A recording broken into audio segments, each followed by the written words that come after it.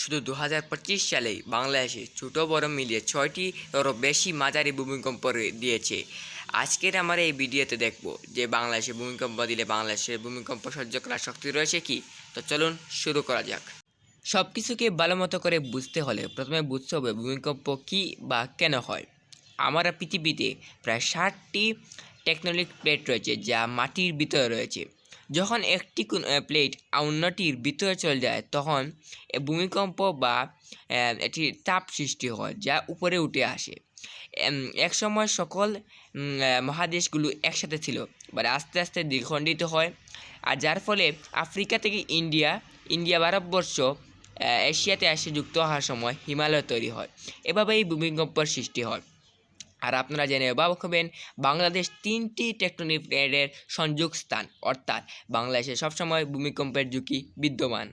যার একটি বড় উদাহরণ দিতে পারি তুরস্ক ও সিরিয়াকে। দেখুন, বিবিসি বাংলার একটি প্রতিবেদনের কিছু অংশ আমি আপনাদের দেখাই। তুরস্ক ও সিরিয়ার ভূমিকম্পের নির্মাণ হচ্ছে অতিরিক্ত ভবন নির্মাণের কারণে।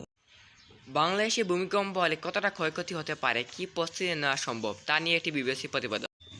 বাংলাদেশ যে ভূমিকম্প প্রতিরোধ করবে তার জন্য বাংলাদেশের কাছে কোনো প্রযুক্তি নেই এবং অর্থ নেই। বাংলাদেশে অতীতে যে বড় বড় ভূমিকম্প হয়েছে তার একটি লিস্ট আপনাকে দিলাম, পজ করে পড়ে নেবেন। পুরান ঢাকার একজন ফায়ার সার্ভিসের ঊর্ধ্বতম কর্মকর্তা জানান, পুরান ঢাকায় যে কোনো দিন বড় ভূমিকম্প হয় তাহলে তারা উদ্ধার কাজটি করতে পারবে না, কারণ ভবনগুলো এমনভাবে নির্মাণ করা হয়েছে যে যদি কোনো দিন কোনো কিছু হয় তাহলে সেখানে গাড়ি পৌঁছাতেই পারবে না আর উদ্ধার কাজও হবে না। তাই বাংলাদেশকে এমন ভবন নির্মাণ করতে হবে যা জাপানের মতো ভূমিকম্পকেও সহ্য করতে পারে। আমার কথা যদি আপনাদের বিশ্বাস না হয় তাহলে আমি সকল প্রতিবেদনের ছবি দিলাম, তাই পজ করে পড়ে নিন। এখন মূল কথা হচ্ছে কিভাবে বাংলাদেশ এই বড় ভূমিকম্প থেকে রক্ষা করতে পারে নিজের দেশকে।